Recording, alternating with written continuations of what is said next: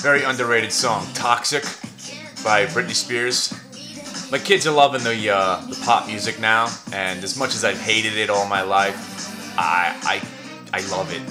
I can't get enough. I've been playing old school, what do they call it, freestyle tracks from the 80s, which I despised back then, because I was a metal Woody, and I just love all this shit right now. But there's a song, We No Speak Americano. I'm saving it for a special occasion. But, yeah. Hey, we got some funny comments. If you look at the Rhino Max Retard video, that's some good stuff. If you're gonna be creative and try to insult me about putting sacks in my mouth, it's funny stuff. It's a good one. Tell them how, I don't know, whatever you wrote there on the comment, that was pretty funny. Yeah. So anyway, yeah, all you people, have a great holiday. Enjoy it. It's a time to reminisce. And I know the people that I attract to the website, we like to bitch and moan about stuff that we missed out, but I'm talking about how we live in the moment now. We live in the moment, awakening to your life's purpose. The second in the series of Living in the Moment. I could give a shit what happened yesterday. You know why? Because it means nothing. It means nothing at all. Oh yeah, you gotta learn about history so you don't repeat your mistakes. Bullshit. You're gonna repeat your mistakes anyway.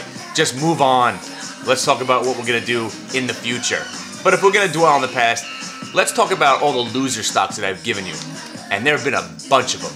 But the reason I'm talking about losers right now is that the winners have so trounced the losers that I can just continue to give you losers now, and you should have made money this year, okay? And that's what I'm going to say for next year, and when everything is a paid-for service, and you're going to see when the trades are being posted and what I suggest you buy. The thing is about holding stocks and the 2018 fund. Remember the 2018 fund when the market was falling apart in 2008? I said, you give these stocks 10 years, and you'll double, triple, and quadruple your money on every single one of them. And most of them have blown out my expectations. I mean, think about what Baidu. Baidu at 118, the stock's at 1,018 right now. So, for all you losers, like the Taser, when I told you to keep buying that thing, because I thought maybe you'd get back to like $8, $9. The Hurn, H-U-R-N. The Gurn, that was a real winner. Then we had, what are the other stocks I said that you should hang on to that didn't really work out? There's a bunch of them. But what I'm bringing this story to is the DRYS. Once again, Starscream, you have failed me again. Now, what can we do? Let me explain what the story with Dry Ships is all about, DRYS, okay?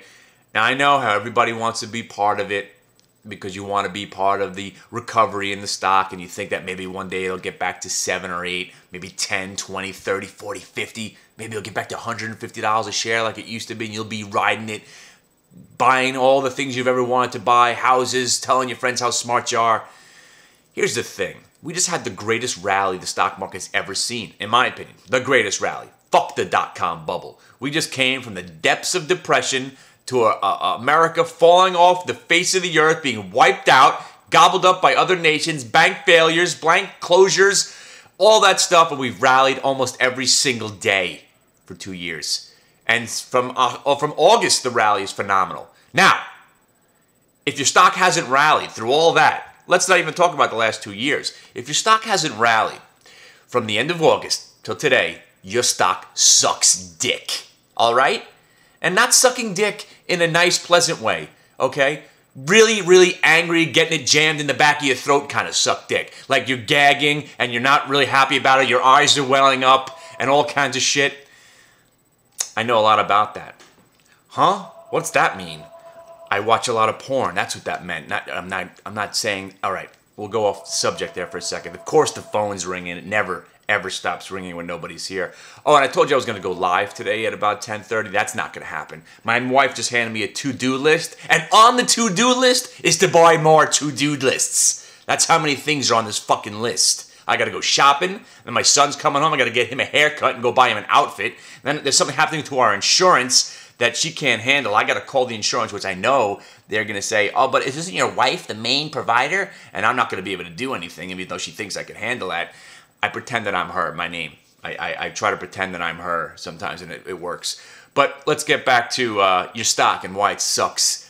If your stock hasn't rallied, okay, there's been 150,000 reasons for the stock market to go up. And if your stock's sitting there lagging this rally, you're not in a good stock, okay? Get on with your life. Yeah, you know what? And I say this a lot of times about dries. Yeah, maybe when I give up on it, that's when it'll start moving. But you know what? We made money on the stock. The 450 calls, the $5 calls we made money on. Of course, we pushed our bet when we thought maybe it would break into the sixes last week, and it didn't, and it failed. And percentage-wise, it's come back really hard. Now, you got a company now that stinks, okay? And the only reason they made some money is that they changed their business model. You want to own a company that's changing their business model? The whole reason you were holding on to the stock was because you thought the dry bulk shipping index and they would start shipping stuff, but now they're into new things. So you don't even know. You don't know how many employees they have. You don't know about this guy, George. You don't know shit. If Rhino hasn't proved anything to you, you don't know shit. And the market right now is all about momentum stocks carrying the market. Apple's, the Google, no, not even the Google. The Google kind of lost its mojo. You got those Decker stocks, Netflix, Priceline. You know the list. Kramer, I hate talking about the same thing he talks about, but I know he had the Four Horsemen, he had this, that, thing. But it's true. It's true. And now the reason the market can't go down, the flash crash was the last faux show, bro. The flash crash was for all the people that wanted to remain skeptical about this greatest bull market that our lifetime is ever going to see, that's going to carry us to Dow 20,000. That flash crash was the last.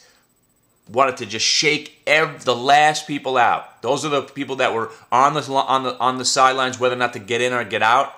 They've decided not to come back.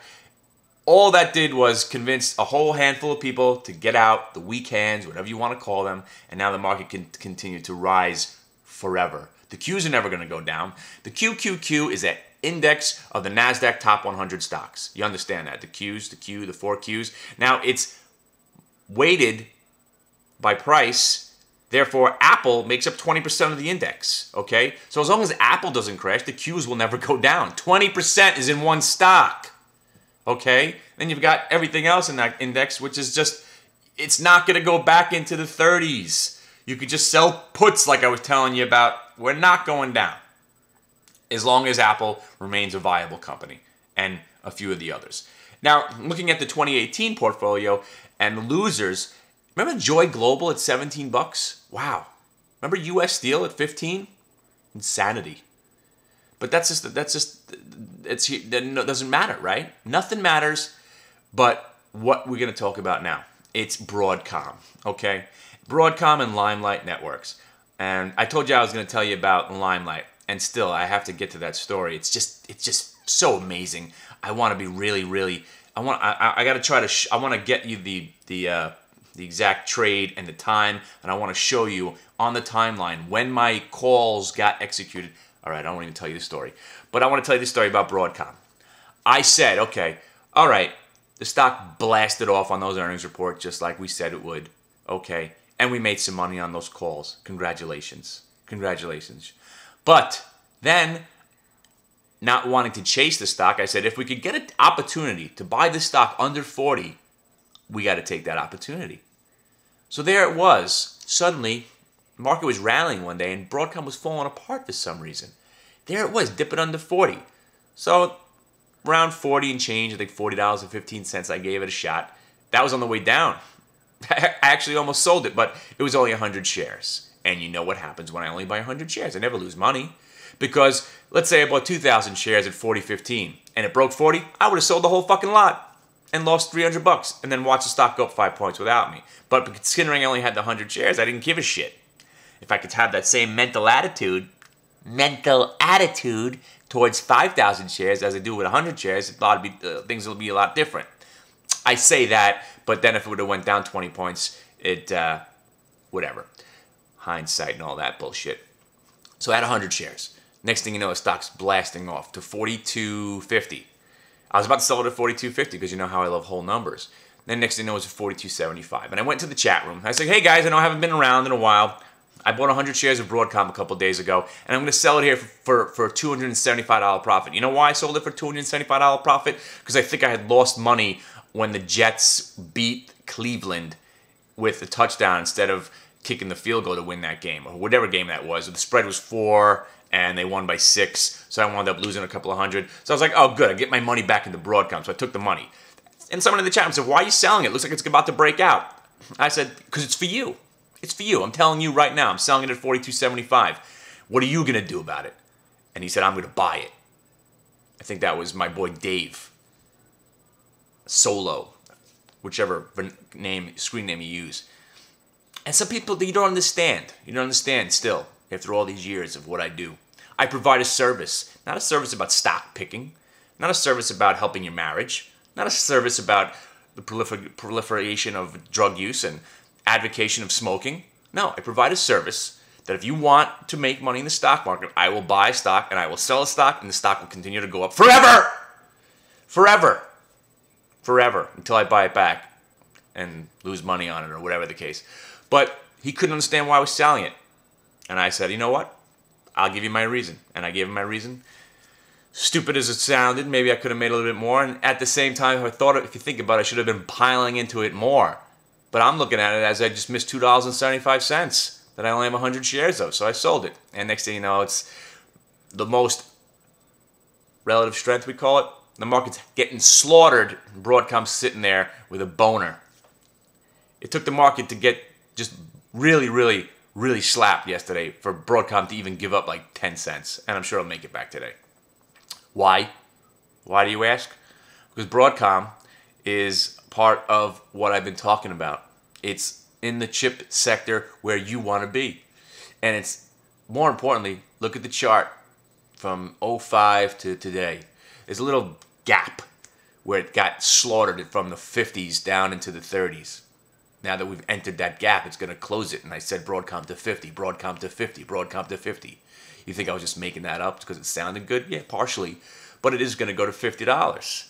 And I have not one share of Broadcom right now. So that's my pick for the remainder of the year. Now, you're thinking the market looking weak now. We got some political risk. Ooh, I love war and turmoil to roil the markets. Usually only a temporary thing. Because when it comes down to it, if you put it into perspective, we just escaped America's demise. We give a shit about a little squabble over in Korea. Oh, it's going to spread. This is how it happens. World War III. Fuck you. Go buy your weapons and get your gold and your silver and all that shit and be prepared. If you really think World War III is going to break out, it ain't going to be on our soil. Don't worry. It ain't going to be like Red Dawn. That's what you're worried about? Red Dawn? Suddenly there's going to be parachuters coming into your backyard? It's not going to happen. You're mowing these people down with lasers before they hit our airspace. All we got to do is about closing the borders, worrying about bombs and terrorists. All right? Fuck a Korea. So what did you learn from this video? Other than I like Britney Spears and I know how to describe a gagging. What did we learn? We learned that you need to be in the stock market till December of 2012. Okay? Because the government, and I don't know stay about GM, as much as I want to buy it because I think the government will manipulate it back up to $50. I don't want to own it because I could give a shit about GM. You own a GM car? I don't own a GM car. You own a GM car? No, I don't think so. Fuck a GM. So, what did we learn now that 14 minutes have gone by of me yammering on? What is going to happen in 2011? It's going to be a more transparent hit the bid, depending on where we are, because I'm going to have no say in the matter, actually. You're going to have to see my trades being broadcast. If I'm going to talk about them, you need to see exactly what I'm doing. And 80% of the stuff that I'm talking about, I'm not going to be doing. I'll be more or less recommending stocks. But those 20%, of course, when I get out of a stock, that's going to be your bread and butter. But it's hard to put that in a, how to figure that into the SEC regulations. All right, it's coming up on 15 minutes. Have a great holiday. Hug your kids and your family. And remember, We're good. The government's running the market. Skynet, Matrix, have no fear. Enjoy your holidays. I would much prefer Krull.